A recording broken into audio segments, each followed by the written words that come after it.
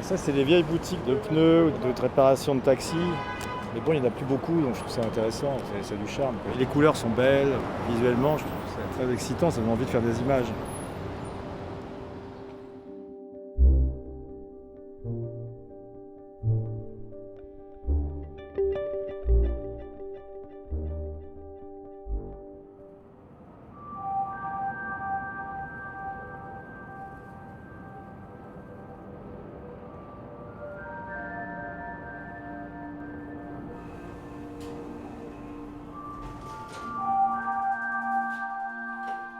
Quand j'ai commencé à faire des illustrations, moi j'étais très inspiré par la photo et je voulais essayer de vivre le métier d'illustrateur, enfin de dessinateur ou de peintre, un peu comme les photographes, c'est-à-dire en voyageant, en allant dans des endroits, sans rester dans un atelier.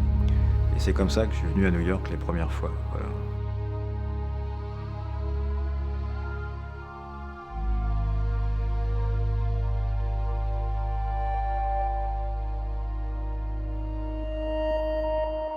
Ce qui m'intéresse dans le voyage, c'est de travailler dans une ville. Il y a quelque chose de très visuel à New York qui donne envie de faire des images. Il y a quelque chose de très pictural, des lumières et des ombres très fortes. Pour moi, quand je me promène, je vois sans arrêt des choses qui me donnent envie de retourner dans l'atelier pour faire des nouveaux dessins.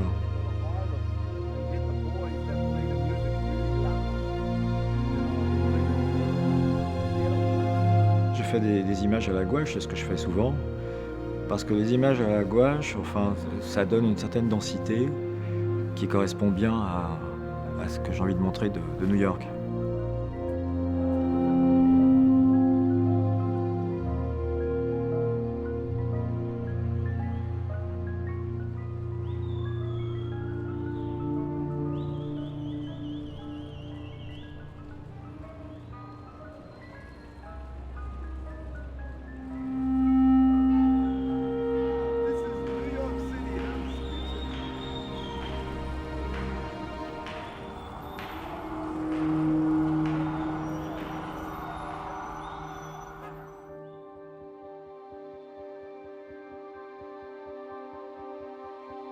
Ce qui me plaît, c'est de montrer vraiment ce que je ressens par rapport à la ville. C'est de me promener et puis d'essayer de transcrire ce qui me touche, ce que je trouve beau, ce que je trouve, spécifique comme lumière et cetera.